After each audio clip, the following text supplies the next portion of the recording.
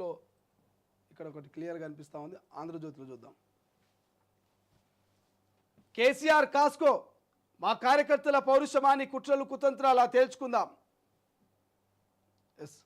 Assembly ఎన్నికల్లో చెప్పి మరి ఓడించాం. లోక్సభలో సవాలు చేసి సున్నాకు పరిమితం చేశాం. కేసీఆర్ అనే మొక్కను మళ్ళీ మొలకెత్తనివ్వం. అధికారంలో ఉంటే దోచుకోవడం, విపక్షంలో ఉంటే ఫామ్ హౌస్లో పడుకోవడమేనా? దమ్ముంటే శాసనసభలో చర్చకురా, తేల్చుకుందాం. తేదీ టైము నువ్వే చెప్పు, ఆ రోజే అసెంబ్లీ పెట్టిస్తా. నువ్వు చెప్పేది సహేతుకమైతే సరిచేసుకుంటాం. తాగుబోతుల సంఘానికి రాష్ట్ర అధ్యక్షుడిగా కేసీఆర్. 18,000 కోట్ల ఆదాయంలో వడ్డీకి 6,500 కోట్లు. తెలంగాణను అపహాసం చేసిన మోదీకి కిషన్ రెడ్డి గులాంగిరి. రాష్ట్రంలో ఉండే అర్హత లేదు. సోనియా కాళ్ళు కడిగిన ఎత్తిన చల్లుకున్నా తక్కువే. 10 నెలల్లోనే అనేక సంక్షేమ పథకాల అమలు. హైదరాబాద్కు ధీటుగా వరంగల్ అభివృద్ధి. వరంగల్ ప్రజాపాలన విజయోత్సవ సభలో రేవంత్. ముఖ్యమంత్రి రేవంత్ రెడ్డి మాజీ ముఖ్యమంత్రి కేసీఆర్పై మరోసారి తీవ్రస్థాయిలో విరుచుకుపడ్డారు. కేసీఆర్ను ఓడిస్తానని ఆనాడు చెప్పి మరి ఓడించాను. పార్లమెంట్ ఎన్నికల్లో ఒక్క సీటు కూడా దక్కకుండా చేస్తానని చెప్పి మరి గుండు సున్నా తెప్పించానన్నారు. కేసీఆర్ అనే మొక్కను తెలంగాణ గడ్డపై మళ్ళీ మొలకెత్తనివ్వనని ప్రకటించారు. కేసీఆర్ కాస్కో, మా కార్యకర్తల పౌరుషమా, నీ కుట్రలు కుతంత్రాల తేల్చుకుందాం అని సవాల్ చేశారు. ఇక మంగళవారం హనుమకొండలోని ఆర్ట్స్ కాలేజ్ మైదానంలో జరిగిన ప్రజాపాలన విజయోత్సవ సభలో సీఎం రేవంత్ మాట్లాడారు. ఫామ్ హౌస్లో మౌనంగా పడుకుంటే ఆయన సంగతి నాకు తెలియదు అనుకున్నాడేమో. ఆయన ముందు తెలుసు, వెనక తెలుసు. ఆయన ఉపాయం తెలుసు, ఉబలాటము తెలుసు. అన్నిటికీ కుక్కగాటుకు చెప్పు దెబ్బ అనే మందు నా దగ్గర సిద్ధంగా ఉంది. తప్పకుండా ఆ మందును ఆయనకు పెడతా అని కేసీఆర్ను ఉద్దేశించి రేవంత్ వ్యాఖ్యానించారు. ఇక 10 నెలల్లో ప్రజలు ఏదో కోల్పోయారని కేసీఆర్ అంటున్నారట. కానీ ఎవరు ఏం కోల్పోలేదని రేవంత్ చెప్పాడు. కేసీఆర్ ఇంట్లో మాత్రం నలుగురు ఉద్యోగాలు కోల్పోయారని ఎద్దేవా చేశారు. తండ్రి కొడుకుల నౌకరీ ఊడగొడితే తెలంగాణ యువతకు 50,000 ఉద్యోగాలు వచ్చాయని తెలిపారు. వరి వేసుకుంటే ఊరనేటటువంటి ఆనాడు కేసీఆర్ మాట్లాడారని, ఆయన ఫామ్ హౌస్లో 110 ఎకరాల్లో వరి సాగు చేస్తే ఆ బండారం తాము బయట పెట్టామని సీఎం రేవంత్ అన్నారు. ఇక నేడు బాజాప్తు అంటూ చెప్తా ఉన్నాడు. ఇంకా ఇవన్నీ చూస్తే కూడా చర్చకు రమ్మంటే కేసీఆర్ రారు. ఇది చిల్లరగాలను ఊరి మీదకి వదిలి ఏది పడితే అది మాట్లాడిస్తున్నారు. 10 నెలల్లో ప్రజలు ఏదో కోల్పోయారని అంటున్నారు. ఎవరు ఏమి కోల్పోలేదు. కేసీఆర్ 4 ఉద్యోగాలు తప్ప. కేసీఆర్ ఇంటూ 4 ఉద్యోగాలు పోయినాయట. కాళోజీ కళాక్షేత్రం ప్రజలకు అంకితం. ప్రజాకవి విగ్రహాన్ని ఆవిష్కరించిన CM Revanth Reddy. Warangal master plan 2041కు ఆమోదం. మహిళా శక్తి భవనాలకు వర్చువల్గా శంకుస్థాపన. చేసేది చెప్పలేక కేసీఆర్ను తిత్తావా?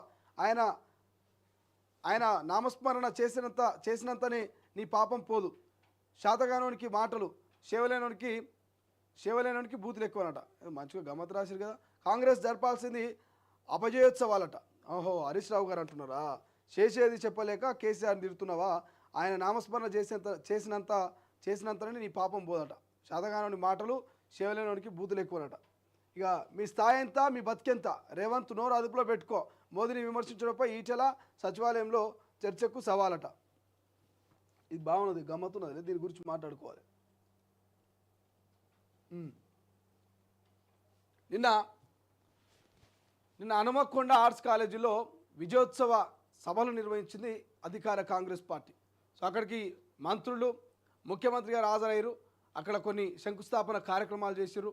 అక్కడ సభలో గత 11-12 నెలల కాంగ్రెస్ ప్రభుత్వం గురించి, పథకాల గురించి, ప్రతిపక్షాల విమర్శల గురించి, ప్రతిపక్షాలు అడ్డుకునేటువంటి ప్రయత్నాల గురించి క్లియర్గా తెలంగాణ ప్రజలకు సీఎం రేవంత్ ఎక్స్ప్లెయిన్ చేసే ప్రయత్నం చేశాడు.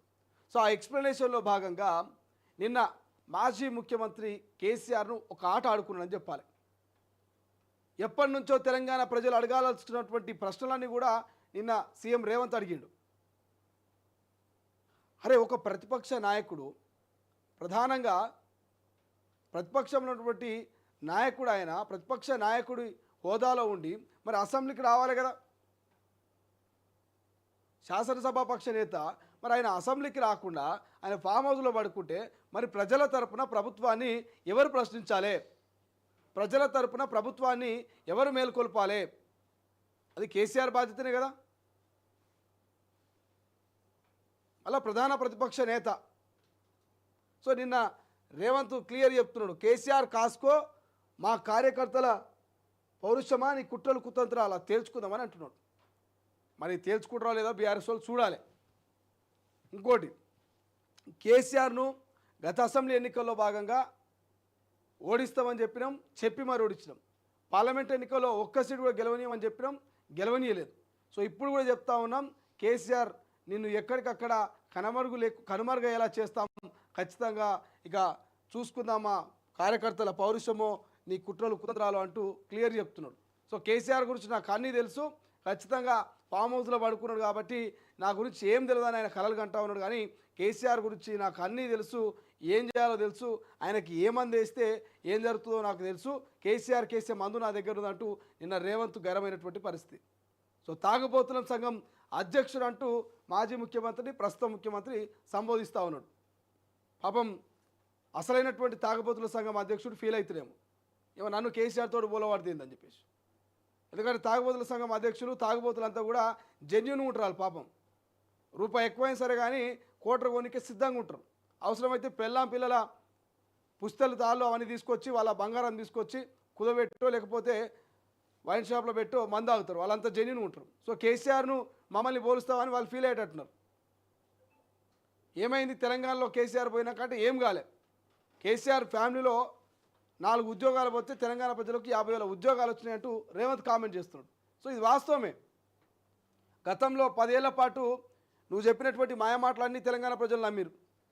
అరే ఇంటికో నౌకరు అనగానే కేసీఆర్ సార్ దేవుడు అన్నారు. పోరాగాళ్ళందరికీ నిరుద్యోగ పూర్తి అనగానే నిజంగా కేసీఆర్ మా ధైర్యం అన్నారు.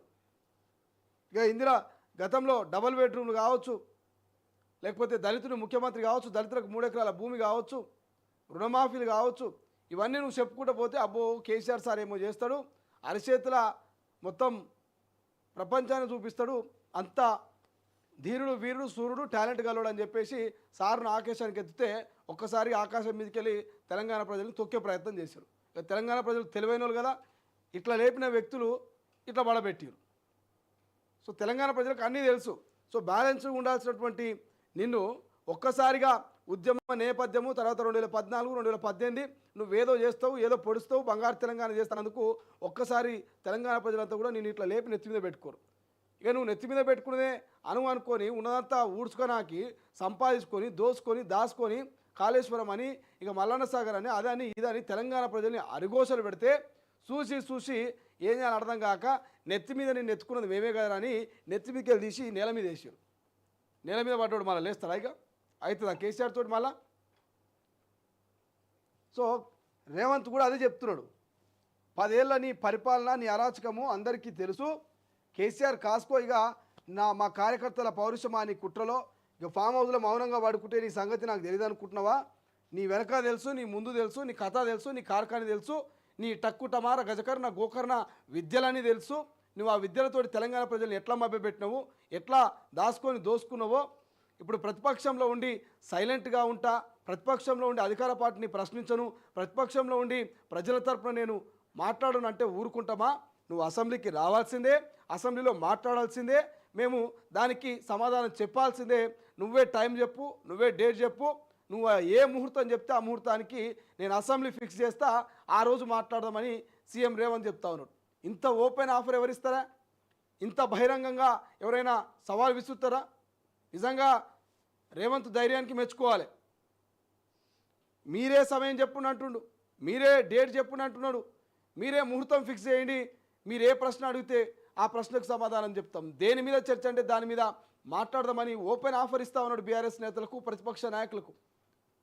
మరి నిజంగా మరి బీఆర్ఎస్లో కనుక దమ్ముంటే, నిజంగానే కేసీఆర్కు దమ్ముంటే, కేటీఆర్కు దమ్ముంటే, హరీష్ రావుకు దమ్ముంటే రేవంత్ సవాల్ను స్వీకరించుర్రి, కేసీఆర్ను ఒప్పించుర్రి, ఫామ్ హౌస్లో పడుకున్న కేసీఆర్ను అసెంబ్లీకి రప్పిరి, అసెంబ్లీలో ఓ అంశం తీసుకొని డిస్కషన్ చేయరి. ఆ దమ్ము ధైర్యం లేదు. అసెంబ్లీ అనగానే వణుకు పుడుతుంది. బడిపోరగానికి స్కూల్కి పోవడం అనగానే భయం పుట్టినట్టు కేసీఆర్ సార్కి అసెంబ్లీ అనగానే భయం పుడుతుంది. అంటే నేను ఎక్కడ ఈ 10 ఏళ్ల పాటు చేసినటువంటి అవినీతి అక్రమాలు కాంగ్రెస్ వాళ్ళు బయట పెడతారో, ఎక్కడ తెలంగాణ ప్రజల ముంగల నేను పల్సన్ అవుతానో, ఇదో రకమైనటువంటి భయం. నువ్వు ఏ తప్పు చేయకపోతే అసెంబ్లీకి రానికి ఏమైంది? రారట్లా. సో ఇక కాళోజీ కళాక్షేత్ర ప్రజలకు అంకితం అని చెప్తా ఉన్నాడు. ప్రజా కవి విగ్రహాన్ని